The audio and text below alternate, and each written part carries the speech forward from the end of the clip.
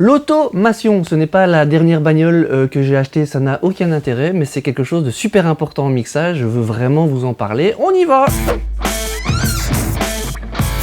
Bonjour et bienvenue à l'Académie du Gros Son. Je vous souhaite la bienvenue dans notre petite académie à André et à moi-même. Si vous êtes nouveau sur la chaîne, eh bien bienvenue. Si vous êtes un habitué, une habituée, eh bien merci de nous être fidèles. Alors dans cette vidéo, je vais vous parler d'automation. C'est une technique de mixage super importante. Je devrais presque me dire que c'est une étape de mixage super importante et presque indispensable que beaucoup de gens skippent, que j'ai longtemps un petit peu nié. Je vais vous expliquer pourquoi. Donc je vais vous expliquer ce qu'est l'automation, comment, à quel moment faire ça dans vos productions et comment moi personnellement je gère ça pour vous inspirer un peu et pour vous aider à faire de meilleures prods. J'en profite vite fait pendant que vous regardez cette vidéo, si vous pouviez nous mettre un petit like s'il vous plaît, c'est super gentil, ça nous aide. Abonnez-vous à la chaîne, c'est aussi une cool façon de nous aider. Et si vous voulez vraiment rester super en contact avec nous et avoir plein de cadeaux cool, vous allez sur l'academiedugrosson.com/bonus. Le lien dans la description, ce sera plus facile. Là vous vous inscrivez, vous allez recevoir des plugins gratuits, un guide d'achat, un tableau des fréquences, donc des choses super importantes pour vous aider à mixer, faire votre home studio. Il y a d'autres cadeaux qui sont prévus dedans et c'est aussi le meilleur moyen de rester en contact avec nous chaque fois qu'il se passe quelque chose dans l'académie, un nouveau cours aussi. Si vous êtes intéressé par tout ce qui est mixage et production de la voix, actuellement c'est les deux cours qu'on propose, d'autres vont arriver, mais allez jeter un coup d'œil si ça peut vous aider, c'est top, et puis ça nous aide aussi à continuer à faire ce qu'on fait pour vous aider. Je ferme la parenthèse, j'attaque la vidéo du jour. Alors l'automation, c'est quoi ? De base, l'automation, c'est de pouvoir prendre n'importe quel paramètre dans notre DAW et d'enregistrer les mouvements qu'on fait en cours de morceau. Typiquement, on pense à un curseur, à un fader. À un moment, on le met plus fort, moins fort, et quand on repasse, le DAW a enregistré ça. Avant, c'était beaucoup plus compliqué, et pourtant, malgré tout, c'est des choses qu'on faisait déjà, même avant que l'automation soit possible. Ce qui veut dire que c'est quelque chose qui est vraiment important. Si je vous parle de ça aujourd'hui, c'est parce que c'est une technique de mixage, étape de mixage, je ne sais pas trop ce qu'il faut dire. Ça permet de créer de la vie, de créer quelque chose de plus organique, de plus vivant au niveau de vos mix, et de suivre des intentions et de rendre tout, je dirais d'une certaine façon, vraiment nickel. Quand je dis qu'avant c'était difficile de le faire et que malgré tout on le faisait, vous aviez une grande table de mixage, quand on commençait à avoir 16 pistes, 24 pistes et ainsi de suite, et plusieurs personnes se mettaient derrière la table et suivaient tous les mouvements. C'était presque une prestation, on faisait un passage, on en faisait 3, 4, et à un moment on disait ah ok, le mix est cool, la voix elle est un petit peu forte dans le premier couplet, oh c'est bon, comme voilà. C'est pour ça qu'on a encore des mix qui datent avant des années 80, on va dire, en gros, où parfois vous voyez c'est un peu plus brut. Maintenant on peut vraiment aller dans le détail. C'est à partir des années 80 en fait d'ailleurs qu'on a commencé à avoir des curseurs qui ont été motorisés, évidemment dans les gros studios. Là on a commencé à pouvoir enregistrer, affiner le passage, et de nos jours dans les DAW maintenant on peut faire ça avec n'importe quel paramètre. Bon, ça c'est pour le petit côté histoire. Quand on parle d'automation, à quel moment est-ce intéressant de le faire? Je vais vous donner mon point de vue personnel, comment moi je fais, et puis après vous en faites ce que vous voulez, parce que ce n'est jamais en audio, il n'y a jamais aucune règle absolue, et chaque projet, chaque façon de faire est personnelle. Mais moi en réalité, j'essaye de faire ça, en réalité je fais ça quand tout mon mix est fini, est balancé et tient la route. C'est-à-dire que pour moi, l'automation, ça vient rajouter un petit truc en plus, ça suit des intentions, ça crée de la vie. J'essaye qu'à aucun moment, ça ne règle des soucis. Je vais quand même mettre un petit bémol là-dessus, bémol parce que nous faisons de la musique, n'est-ce pas? Mais évidemment, dans des pistes que vous pouvez avoir, il y a peut-être des endroits où ça va très fort et pas assez fort. Vous pouvez régler ce problème-là, limite avant même de mixer. Si ça a été bien produit, vous n'avez pas trop ce genre de soucis, ou alors c'est mis sur des pistes différentes parce que ça doit être géré différemment. Mais si à un moment un chanteur fait une petite voix chuchotée et que dans le refrain il envoie pour casser les vitres des voisins, forcément soit vous mettez ça sur des pistes différentes, vous gérez différemment, vous créez, vous changez les gains des niveaux, il y a moyen de faire du gain staging, un peu comme on appelle, enfin régler les gains de base.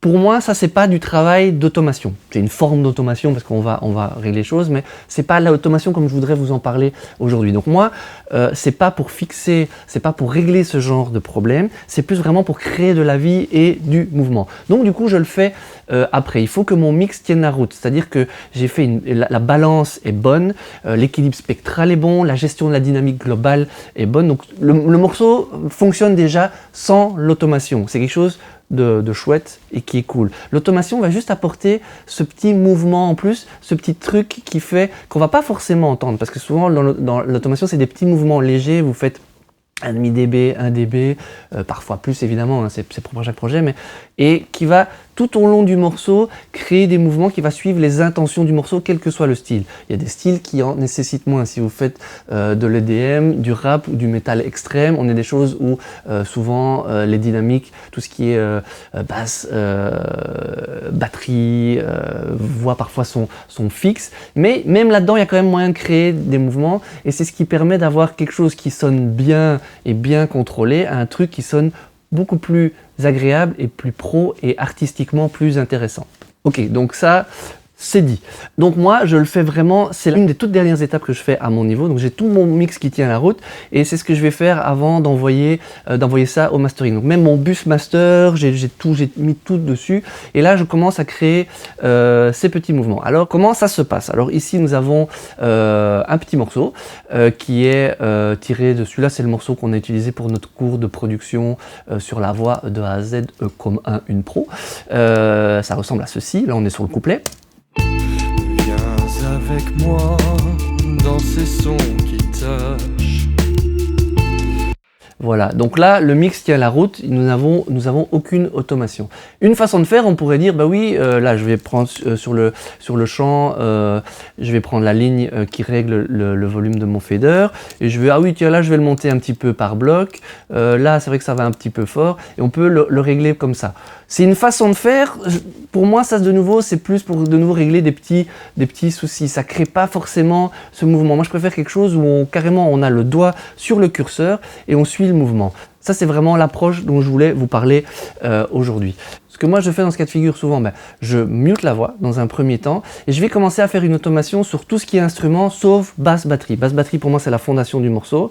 Il y a certains styles de musique où limite je ne vais pas faire d'automation là-dessus, ou quand même un petit palier global, allez un refrain, boum, on va monter d'1,5 dB, 1 dB, pour donner un petit truc en plus. Ici, j'ai les guitares et les claviers, donc je vais muter ma voix, je vais commencer à lancer le morceau et je vais les suivre un peu comme ça au fur et à mesure. Je vais vous faire une petite simulation vite fait.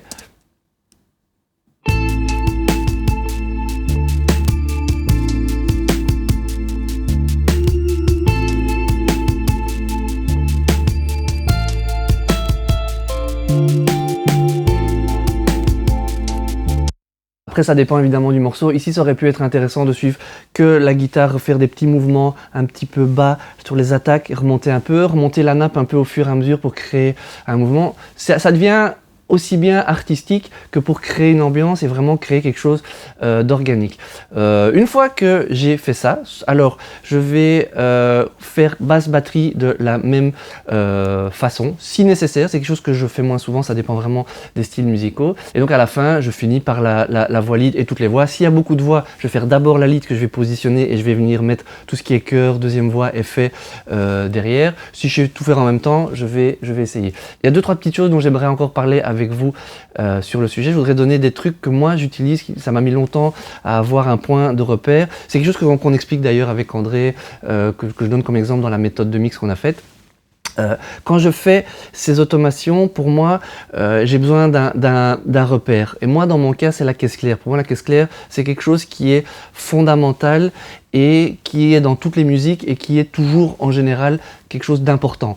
Sauf si vous faites un guitare-voix, évidemment. Ne me mettez pas dans les commentaires pour m'expliquer ça. Mais en gros... la caisse claire, je vois ça un petit peu comme un phare pour les bateaux. Donc ça fixe mon repère et je me suis habitué à voir où je voulais mettre mes éléments de base par rapport à ça. Évidemment, après j'envoie le mix aux artistes, c'est eux qui me disent plus de ceci, moins de cela. Mais en général, en me basant sur la caisse claire, c'est toujours un point fixe qui est un bon repère. Donc quand je fais ma première automation sans la voix, je viens positionner les instruments. Il faut que ma caisse claire soit toujours, il y ait toujours cette présence que moi je veux. Il ne faut pas que ça vienne par exemple au-dessus de ça ou la masquer. Donc c'est quelque chose qui m'aide vraiment à faire mes automations. Il y a des moments, la tendance est tiens, je suis en train de pousser un peu ceci, un peu pousser cela. C'est de vouloir trop pousser. Si je sens que ma caisse claire commence à disparaître, c'est que je suis en train de foirer mon truc. Ces automations, c'est chouette pour pousser des choses, créer des mouvements. C'est aussi un moyen génial de faire de la place quand il faut, plutôt que d'essayer de compresser, de faire des systèmes de sidechain, ça que je fais beaucoup avant. Ça, c'est quelque chose que j'essaie de gérer, comme je vous disais, avant. C'est aussi le moyen le plus génial de pouvoir créer de la place. Je me souviens quand on est allé faire l'interview avec Charles de Scuter au studio Rock'n'Roll, le lien est dans la description si ça vous intéresse, on a beaucoup discuté de ça parce que lui, il a une grande surface de contrôle, une décommande pour Pro Tools, et il disait, moi, c'est vraiment ma façon de gérer la dynamique, de créer de la place et de gérer en fait la balance du morceau sans devoir faire de concessions. C'est une façon, pour moi c'est là où toute la magie en fait opère. C'est ce que beaucoup de mixeurs disent, c'est au moment où on crée toutes ces automations, c'est là que la magie vraiment opère et qu'on peut aller chercher ce petit truc en plus. Un deuxième truc que je voulais vous donner, qu'on donne aussi dans notre méthode de mixage, et je pense que j'en ai parlé aussi dans le cours de production sur la voix, c'est que moi, la voix, au moment où j'ai toute ma base musicale qui est cool, que j'avais déjà prépositionnée par rapport au fait de la voix. Si vous vous souvenez bien, dans mon premier mix, il y avait de la voix, donc la voix, tout ça a été mis en rapport quand même avec la voix. Je n'oublie pas ça non plus, parce qu'en la mutant, évidemment, on pourrait avoir tendance à vouloir remettre des choses vu que la place de la voix est faite. Il ne faut pas oublier qu'il y a une voix qui doit se mettre là-dedans, dans la plupart des musiques. Donc au moment où je mets la voix, j'ai une autre image qui, moi, m'aide beaucoup en mix, c'est que la voix, pour moi, c'est un petit bouchon qui est dans l'eau. C'est-à-dire qu'elle doit toujours flotter sur la musique avec toujours un petit peu ce rapport. Si vous avez quelque chose de doux, ça va être des petits mouvements. Si vous avez une musique où il y a des vagues, vous êtes pris dans la tempête, notre petit bouchon, il doit toujours flotter. Et donc, l'automation va pouvoir justement faire ces mouvements qui vont permettre de créer ce suivi de vagues, j'ai envie de dire. Donc je visualise vraiment, ça m'aide vraiment à mixer les voix, un bouchon qui doit toujours rester à la surface de l'eau. Ça, c'est deux petits trucs que je vous donne qui, j'espère, vont vous aider. Dernier point que je voulais aborder avec vous sur le sujet de l'automation, c'est sûr que là, actuellement, personnellement, pour le moment, je le fais à la souris. Et ça, c'est quand même un peu fastidieux. Parce qu'il faut faire du coup souvent plusieurs passages, parce que vous ne savez pas avec une souris avoir un accès à directement ce que vous pouvez faire avec vos 10 doigts. C'est vrai que dans ce cas-là, je vous conseille fortement une surface de contrôle. Il est marrant, lui, il nous conseille un truc, il ne le fait même pas. J'ai essayé différentes surfaces, c'est parce que j'en ai pas encore trouvé qui s'intégrait bien de façon avec Pro Tools. Je pense que c'est parce que je cherchais une surface qui faisait aussi bien le côté curseur que l'intégration des plugins. Je pense que je vais à un moment craquer pour quelque chose de chez Avid qui est fait pour aller avec Pro Tools et qui apparemment fonctionne très très bien. À mon avis, une petite surface avec 8 ou 16 faders ou quelque chose d'évolutif. Je vous tiens au courant d'ailleurs si ça change ma vie. Mais c'est vrai que je pense que ça c'est vraiment le kiff ultime. Encore un dernier point, si cette vidéo est trop longue, désolé, mais là on a parlé des faders. Vous pouvez évidemment automatiser plein d'autres choses. Évidemment, bien avant ça, sur les refrains, je mets des effets que je n'ai pas dans les couplets ou inversement. Donc là, j'automatise juste à la souris, je mets le mute on et off. Mais ce que je veux dire, c'est que maintenant, de plus en plus, je me suis mis aussi à aller, puisque une fois que vous êtes en train de faire des automations là-dessus, je me suis mis à aller changer les envois de reverb. Donc j'ai peut-être un delay à la noire sur le refrain et peut-être une reverb plus large que je mets que sur le refrain.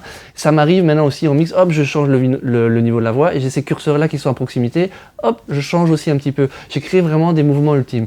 J'en suis pas encore au stade à chipoter un peu sur des EQ en cours de route. C'est juste que vous pouvez faire de façon automatique, mais je veux dire même aller à changer l'intensité de certaines EQ pour créer encore un mouvement en plus. Pas impossible que dans le futur j'essaye ça. Pareil, je vous tiens au courant de tout ça. Je regarde aussi pour des systèmes de surface de contrôle qui permettraient de faire ça plus facilement. Et vraiment, l'idée pour moi, en tout cas ma quête actuelle, c'est d'essayer d'avoir de plus en plus les mains sur le mix, un peu comme quand on faisait avec une table en fait. Le travail avec la table me manque un peu, mais c'est très compliqué d'avoir des tables qui permettent de faire des automations. Voilà, et donc j'ai une table de mixage mais qui n'est pas automatisée, c'est une vieille table analogique où il n'y a aucun système comme celui-là. Voilà. Donc je vous encourage vraiment à essayer ça. Certains font déjà des passes d'automation, comme on dit, plutôt, puis affine, reviennent dessus. Là, je vous ai montré, moi j'essaie de faire ça au travers de tout le morceau, mais après vous avez des positions ici dans Pro Tools, par exemple. Je vous montre, il y a une fonction qui s'appelle Touch, qui fait qu'au moment où vous touchez le paramètre, ça va le modifier, et dès que vous le relâchez, il reprend la position que vous l'avez donnée. Ça permet vraiment de faire je dirais du fine-tuning de tous les passages. Donc certains font plusieurs, affinent au fur et à mesure, à différentes étapes de mix. Moi, c'est vraiment pour moi la dernière étape, c'est là que je kiffe le plus, ce qui m'oblige vraiment à faire un travail très précis sur la dynamique, l'équilibre, et que tout mon morceau fonctionne avant ça. Et ça, c'est vraiment la cerise sur le gâteau, le truc qui donne ce petit truc magique en plus. Longtemps, je ne l'ai pas fait parce que c'est quand même fastidieux de passer plusieurs fois le morceau. Si vous travaillez sur un morceau qui fait 7 minutes, vous devez le passer plusieurs fois, suivre différents. S'il y a beaucoup de pistes, voilà, c'est beaucoup de taf. Et je pense qu'il y avait un peu de fainéantise de ma part de ne pas le faire, mais depuis que j'ai fait ça, je trouve que ça donne vraiment une vraie différence et ça donne un résultat plus pro. Donc si vous ne l'avez jamais fait, je vous encourage à le faire. Si vous le faites, expliquez-nous peut-être en commentaire à quel moment vous faites, comment vous appréhendez la chose, surface de contrôle, pas surface de contrôle. Et dites-nous tout ça. J'espère vraiment que ça va vous aider. Je vous remercie 1000 fois, 10 000 fois d'avoir suivi la vidéo jusqu'ici, d'avoir liké, de vous être abonné, d'inscrit sur le site. Et puis je vous souhaite de bonnes productions, que tout ça se passe bien pour vous, parce que le plus important, vous et moi, on le sait, c'est de faire de la musique.